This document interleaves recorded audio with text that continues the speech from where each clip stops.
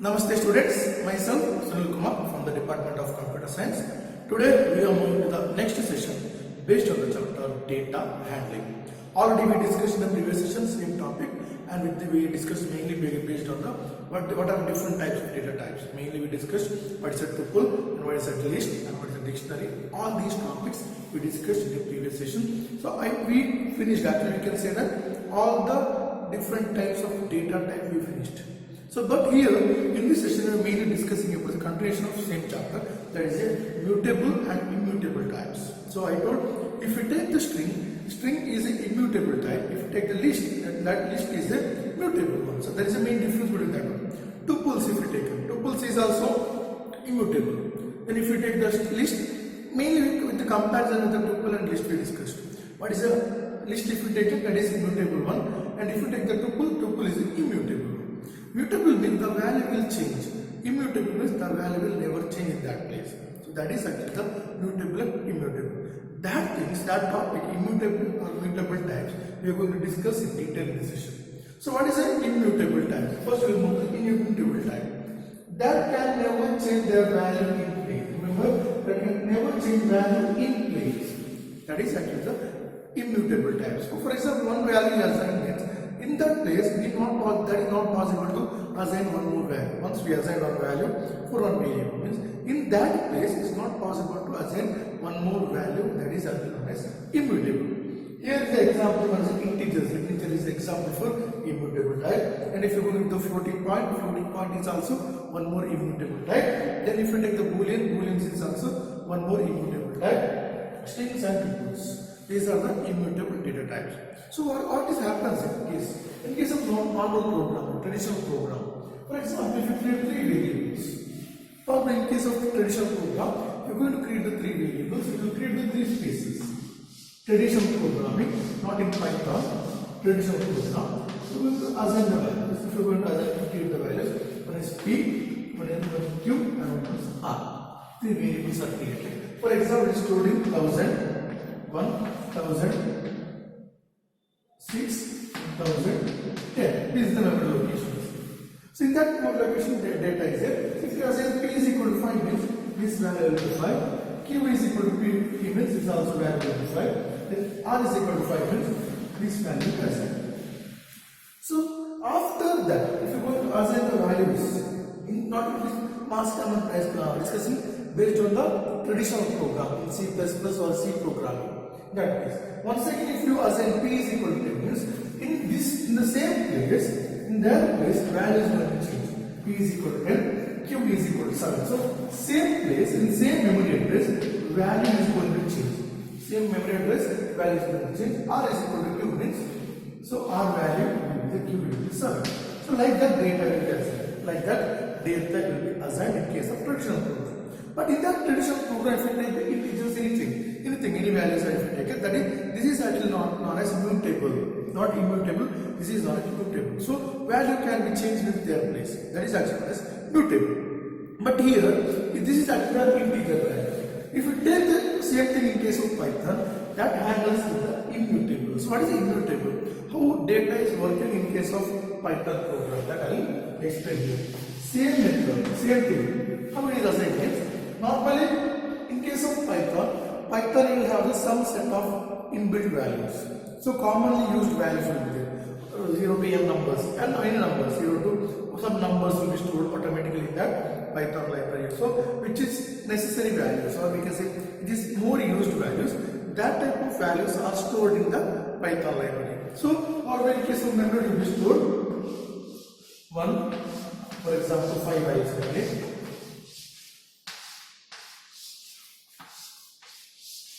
Total 6 values are there, for example. So here this one is 5, 6, 7, 8, 9, 10. Not on that, many other values are there. Here also many other values are there. And for example, stored in 1001, 1005, 1010, 1020, 1025, 1061. For example, numbers, some data. So some memory location data will be assigned. In case of Python, if variable is created means, in case of Python variable is created means, it is pointing to particular data. It is pointing to the particular address location. So for example, if p is equal to 5 means p is one variable that is point into 5. That is point into 5. Next, q is equal to p means one more variable q will be there. That is point into 7. That is point into 7. Next, r is equal to 5 means one more variable r, that is point into 7. So that is normal case.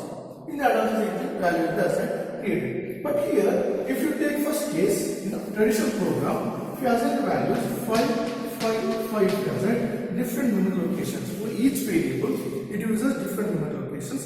But here in case of Python, it uses only one memory location. All the data will be stored, but it's pointing. It is in the form of pointing. And after that, if you assign p is equal to 10 means, in case of traditional program, it will change into 10. Traditional program will give into 10. Then if you assign, but here, in case of this type of programming, if you assign p is equal to 10 means, this value is not going to change. The value is not going to change. The value in that particular place is not going to change. Instead of that, what happens here is, the value, this is searching for value 10. Python will search for value 10. Where value 10 is there, it is pointing to that location. P is pointing to that particular location. After that, next q is equal to 7. Q is equal to 7 figure. So here, in case of traditional program, we will change the data in 1006 normally. Normally the same data is replaced, that is immutable. But here, in case of Python, if q is equal to 7 figure, it is not going to change the value here. Instead of that, it is going to search the 7 in that value. It is going to search the value 7. So value 7 is here. So it is going to point to value 7. Going to point to value 7. Next, r is equal to q. R is equal to q means q r which data. In q which data is there, that will be assigned to 1. So 7 will be assigned here. But here not like that. In case of Python, you take the unlink the data and 7 will be searching 7. So it is pointing to this location. So this is happening in case of Python program. So whenever if you take the immutable, it never change the value in place. Means here is not going to change the values, right? 5 value will be same here. In the same memory location 1001, value will be same. It is not going to change the value. Instead of that, it will search the values in the list. Search the values in the memory locations. Wherever the particular value will be there, then it is going to point. This in case of integers cycle. Same thing is happening in case of floating point, booleans, strings and tuples. Same thing is happening in case of floating point, booleans, strings and also with the tuples. So this is about the immutable data types. Now we will move to the one more type of data, that is immutable types. Already we discussed with the immutable types. Next we will move to the mutable types. So mutable type means whose value can be changed in place. In a place it is possible to change the value. So last class mainly we discussed about the values cannot be changed the value in a particular place. So that example we given integer an example I took and I explained how it is not possible to change. But in case of list, or if you take the dictionaries, or if you take the set, these are the different types of data types. In that case, it's possible to change the value in place. In a place, it's possible to change the value. Like a traditional program only, the same value can be changed. The same value can be changed in case of list, in case of dictionaries, and also in case of sets. That is possible. That type of data types are known as mutable types or mutable data types. So next thing is variable intervals. So what do you mean by that? There are more explain what is variable intervals. So whenever if you are going to declare one variable, whenever you are going to create one variable, in case of Python, all the entity or we can say all the entities or variables are stores value or any type of data as a form of object. Remember, if you take any data in case of programming language Python, or if you take any other type of the data is possible, any values is possible. Everything stores in the form of object. Because Python is object-oriented programming language. Python is object-oriented programming language. So all the data in case of Python will be stored in the form of object. So what do you mean by object? Object means it is an entity that has certain properties and behavior. Remember, certain properties and behavior. So that type of data is actually known as object. For example, if you take integers, for example, integers. So if you take integer is one object. Integer is one object. So what is the behavior? What is the property there? Property means int can hold only integer type. Point fractions values are not possible to hold inside the integers. That is one property. That is a property of integers. It's not possible to hold the fraction point values. 2.33 is possible to hold only the whole number. That fraction part is not possible to store in case of the integers. That is our property. And behavior, what is behavior? It's possible to perform arithmetic operations. That is one behavior. Possible to perform the arithmetic operations. That is one behavior. So if you take any object, any data that has the properties and also some behavior. So that is actually known as object. So in case of Python, all the data values are stored in the form of object. So if you take the object, every Python object has three key attributes. If you take an object, that object has three key attributes, three key values. Three values should be there in case of Python object.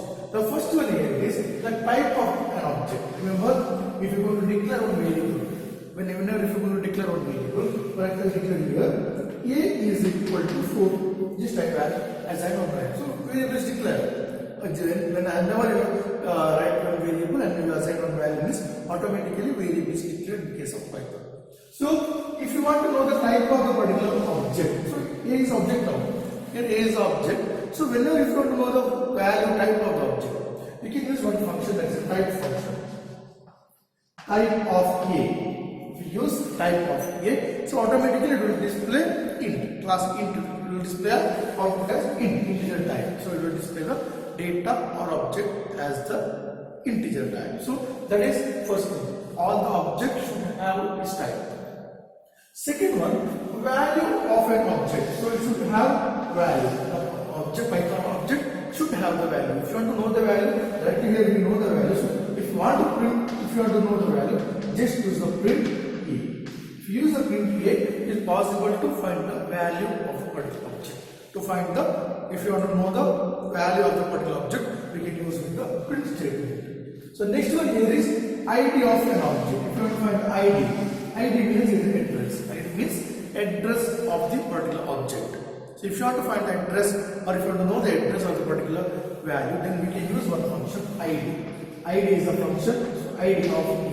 If you use ID of A, so that will print the address, or we can say the ID of the particular object. A particular object here is A. So these are the main three attributes for object. These are main three attributes. One is type, second one is value, and third one is ID. These are the mainly three values, or we can say the attributes for the, or we can say key attribute for the objects. Now we will move to the next topic, that is operators. In the same topic, where data handling, we are discussing with the operators. So last topic also in Python fundamentals we discussed with the same thing. Just I give a brief introduction based on the operators. But here I am going to detail explain what is the different types of operators available in Python, and we are discussing about how we can use the different types of operators in a Python by using the logical different types of expressions. Operator expression we are writing, arithmetic expressions and logical expression we are writing, and how we can use that in Python. That also we are going to discuss in this session. Or in here first we are starting with the operator. So what is the operator? Already we discussed in the Python or previous session, fundamentals of Python chapter. We mainly discussed about what is operator. Symbols that trigger the operation or action. Sorry, any symbol. Normally we are using some symbols. That symbols perform any actions that trigger some action or some operation. Performs some operation or some action on data. Some data will be provided. Based on that data, perform some action, perform some operation or perform some action. That is actually known as operators. So operators uses a different types of objects. Operator uses an object. If you want to perform the operators include operator that requires some data. So that data it is known as operands. That object that of the operations are referred to as operand. So object for if you want to perform some operation, some objects are required. That objects are known as operands. Remember, operator, operand, and operations. After that, types of the different types of operations. One is arithmetic operator, The first type of operator is arithmetic operator. Second one is relational operator. Third one is identity operator. The next one is logical operator, bitwise operator, and also the membership operators. Mainly here, arithmetic operator means you are going to perform the arithmetic operations. Whenever if you want to perform the arithmetic operations, then we are making use of arithmetic operators. For example, plus, minus, multiplication, division, remainder, floor division, and exponents. These are the different types of the arithmetic operations. Next, after that, relational operators. Relational operator is used to compare the values. Relational operator mainly requires to compare the operations. Two operations are there, means two objects are there, means it is possible to compare whether both are equal or less than or greater than, less than or equal to, greater than or equal to, or not equal to. So we have to compare the multiple operands. To compare multiple operations also possible. To compare the multiple operands, then we are making use of relational operator. Now we will check the relation between that two. We will check whether what is the relation between that two operands, either greater, less, or equal, whatever it is. That is checking based on that. Next one is identity operator. Identity operator is mainly used to find the identity of a particular variable. We are using the identity operator. Next one is logical operators. Logical operator mainly perform the logical operation, mainly and or not. And or not, twice or. These are the different operations, logical operations. To perform that one, we are using the logical operators. Next one is a bitwise operator. Bitwise operator is used to perform the operation based on bit by bit. So one bit will be there to add one more bit or shift one more bit left, shift a bit right side. For that purpose at all, we are mainly making use of bitwise operator. The last one is the membership operator. That we are not going to discuss in this session or in this chapter. Upcoming chapters are there, tuples, strings, list, different chapters are there. In that chapter, we are mainly going to discuss about the membership operators. So these are the different types of operators. One is arithmetic operator, relational operator, identity operator, logical operator, bitwise operator, and also the membership operators. These are the different types of operators. In the entire chapter, we will be discussing only this one, how detailed or explain what is the different types of operators. So before that, first we will move the arithmetic operator. First, I will start with the arithmetic operators. So arithmetic operator, plus, minus, multiplication, you can see division, modular division, floor division, and exponent. So these are the different types of arithmetic operations. So here, first one is plus. Plus is used to perform the arithmetic operation, plus operation. Plus operation if you want to perform, or if you want to find the sum of two values. If you want to find the sum of two objects, the sum of two values, at that time we are mainly using the plus operation or plus operator. The next is subtraction operator, that is used to find the difference between the two values. To find the difference between the two values, at that time we are mainly making use of minus operator or subtraction operator. Then multiplication to find the product of two values. To find the product of two values, or we can say that to find the multiplied values. At that time we are mainly using the multiplication operator. And next is the division operator to find the remainder, or we can say quotient here, not remainder. If you want to find the quotient and remainder, the fraction values also get. The values will be in the form of fraction value, 12.5, like that value is also possible. The next one is the remainder operator. Remainder operator is mainly used to find the remainders. Remember, for example, if you use 3 by 10, if you use a 3 by 10, so 1 will be the remainder here. 1 is the remainder, 3 will be the quotient. 3 will be the quotient. So mainly, if you are going to use this one, 3 will be the quotient and 1 will be the remainder. If you use a remainder, you are getting answer as 1. If you are using the floor division, then you are getting answer as 3. So real part what you will get in case of floor division, and that quotient or it is a remainder we get in modulus. For example, 3 modulus 10, answer is 1. 3 floor division 10, you will get answer as 3. So real part, or it is the whole numbers are getting in case of floor division. In this case we are getting only the remainders, or it is a quotient here, remainder here. So next one is exponent. To find the exponent value, for example 2 raised to 2. If you want to find the 2 raised to 2, or you will get 2 raised to 3 if you want to find. Whenever if you want to find the 2 cube, then you can use with the operator I'll use the operator here. 2 exponent 2 stars then 3. 2 stars then 3. If you provide like that, it's possible to find the exponent. So all these topics I explained already in case of Python fundamentals. Once again, just explore, and we are going to discuss some other topic based on this video. So by here, we reach the end of session today. In this session, mainly we discussed about the immutable type, and after that we started with the mutable type. Immutable type is that will never change the value in place. In place, it's not possible to change the values. Examples are integers, floating point, tuples, strings, and these are the example for immutable types.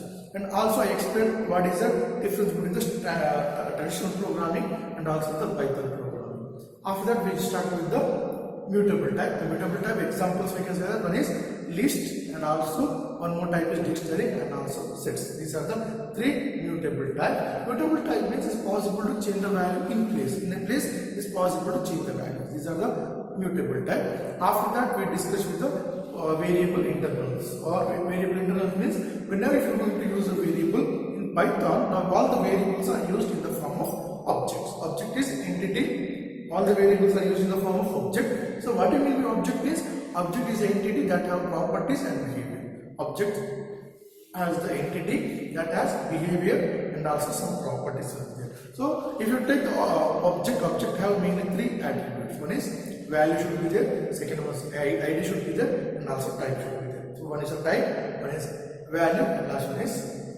ID. These are the 3 attributes of object. After that we start with the operators. So operators are the symbol that refer the operation or action on the data are called operators, and object of the operations are referred to as operands. We are using one object for operation, and objects are known as operands. Then different types of operators are: one is arithmetic operator, relational operator, iterative operator, logical operator, bitwise operator, and also with the membership operators. And we just start with the arithmetic operators. Arithmetic operators: plus, minus, multiplication, division, modular division, or we can say the remainder, next floor division, and also with the exponents. These are the different types of arithmetic operators. So based on this one, I will give the worksheet, work out that one. We will meet in next session. Thank you.